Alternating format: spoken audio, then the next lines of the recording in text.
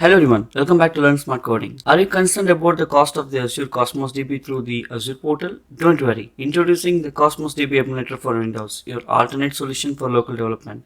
Come, let's dive in and see how to do this. I'm going to hit enter on this link I will give you in the description. So this will download a setup file.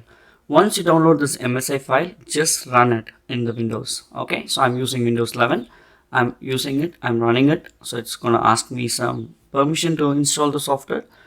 And once I give, it's going to copy, the installation is done, and I will launch it. So it takes few seconds to launch, but once you launch, you can see the launch will happen in the browser. It's not a desktop app, okay? So it's running in port 8081. And here is the thing, the URL here it shows https localhost port 8081, and then the primary key string, and MongoDB string. If you remember, in the previous video we saw how to provision in the Azure portal the Cosmos DB account you have to create, and then you do all these things to get all this URL and accounts and other stuff, right? So you can now use this in the local development itself. The Cosmos DB emulator is running. Now we are going to do the exact same thing, the database, the containers, the items, the throughput, almost everything. The only difference between the limitations, I would say, between the local setup and the Azure Cosmos DB service itself is the Cosmos DB emulator supports only the NoSQL, the SQL API. It doesn't support any of the other 5 APIs. Okay, if you are okay with and used only with the SQL, this is more than enough. Go ahead and do it. It's all free. You don't need to worry about the account and other costs in the Azure portal. So I'm setting up the database, I'm setting up the container, and then you also specify the partition key. Whatever I did provisioning these database containers items in the Azure service, the portal, I'm doing exactly the same thing here. So we have a tasks, we have users container, and then each of these will have its own items. Okay, you can also see if I go to the portal, I have under the data explorer, I have these two, right? The database name is same, the container name is same, only the data differs. Okay, but down the line we're going to see .NET Core 7 app web API development using this Cosmos DB. We will use both local as well as the direct Azure deployed account. Okay, so we're going to use both and show you there will not be any difference at all. And I'm going to copy these content and put it into the emulator so that we will have some data in the emulator as well. Okay, so here how you filter, like you have a query, you have new queries, you have inbuilt query filtering, all those things, right? So we can do the same thing in the emulator also. So I'm actually filtering a user with the user 123, user ID is user 123. I can get 3 tasks. I'm going to copy a couple of items and put it into the emulator. So I'm copying it, I'm going to go to the emulator and put it and slightly change some information.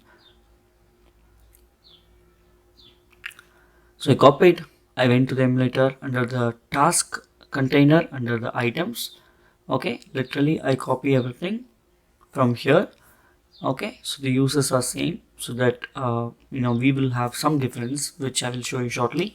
So I copy it, and you can also see whatever you see here, right? The store proc, the functions, and all those things that are applicable in the container, they are applicable in the emulator as well. So I copied this data, going to paste it, remove certain tags which are not required, which will be generated by the Cosmos DB itself. We don't need to do all those things. So it's generated. I'm going to do few more data.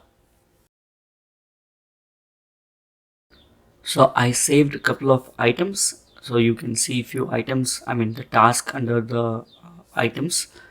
Okay, so you have few datas in the emulator as well as in the container, I mean in the portal. Now just to prove you that there is no difference between the emulator and the real Cosmos DB account, I have a web API which is built using the .NET Core 7, and that uses the Cosmos DB. And if you go to the app settings, right, so there's only one setting called development, and right now the development is pointing to the real Cosmos DB endpoint, lsc-cosmosdb.documents.azure.com, right? So that's the real endpoint. I'm going to change the development into the local, and then I'm going to add something called production. Production now will point the real Cosmos DB details which is in the provision in the Azure portal. but the development will now point to the localhost 8081 port. Okay, the primary key and the primary keys are different for these two, but the database name, containers, everything is going to be same. Okay, so I'm going to slightly modify. Development will have the endpoint as localhost 8081, and then the primary key, I'm going to copy this and put it here. I'm going to replace this because this primary key that you see, it's a real Cosmos DB primary key, okay, which is in the Azure portal. Now, if I run this application, what will happen? The data with this task container and the task container in the portal are different. There are few data same, but few data are different. So I'll show you when I run this endpoint. Okay, you'll see the data coming up differently. So right now it is pointing to development. So when I use user 123, that's the user ID. Both are common, both are there in both the places, but the number of tasks between these two users are different. So under the user API, 123 is there, 122 is not there. You see this 404. Alright, so now what we will do, we will see what data is coming for 123. So we are getting some data. I'm going to copy this and then minimize it, go to create endpoint and going to slightly modify and create a new user ID, the new user item. Because once we create this, if we go to the localhost emulator, you can see the newly created data, which is user 121. Okay, that will be saved in the local Cosmos DB emulator.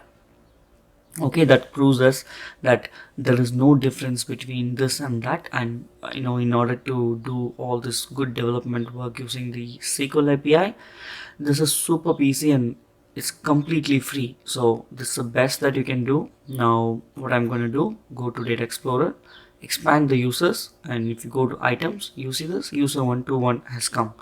The 121 user has come here only because we use the endpoint which points to this localhost. Okay, now I'll stop this process.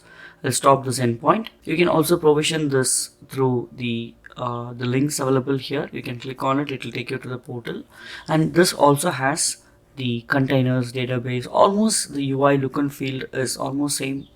The emulator look and feel is same as the provisioned one in the portal. I hope you enjoyed this video and you felt good about this free usage. Now in the next video, we will talk about how to build a .NET 7 Web API complete course, a crash course using the Cosmos DB and using the link queue. Alright, thank you. I'll see you soon. Thanks for watching. If you found this video helpful, please give it a thumbs up and subscribe to our channel for more tech tutorials. And don't forget to hit the bell icon to get notified when we post new videos. If you have any questions or suggestions, leave them in the comments below. Happy coding!